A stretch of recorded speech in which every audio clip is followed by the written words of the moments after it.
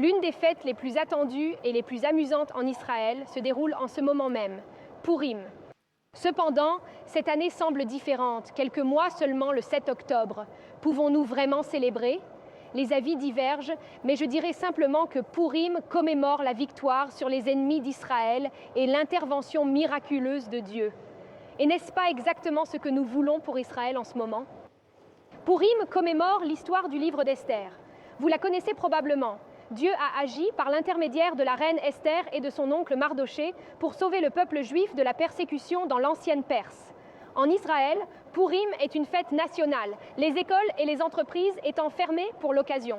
Les rues s'animent avec des parades et des fêtes, et les gens sont vêtus de costumes colorés.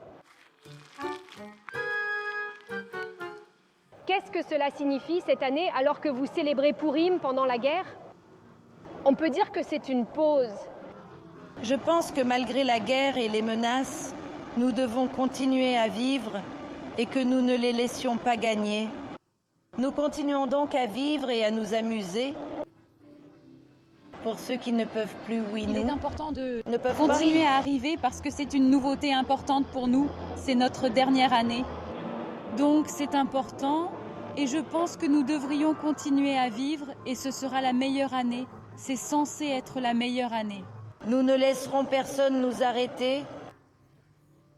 L'une des traditions les plus emblématiques de Pourim est la lecture de la Megillah, le livre d'Esther. Vous trouverez des lectures publiques dans les synagogues, les centres communautaires et même en plein air. Haman Tashen, ou Ozen Haman en hébreu, signifie littéralement l'oreille d'Aman.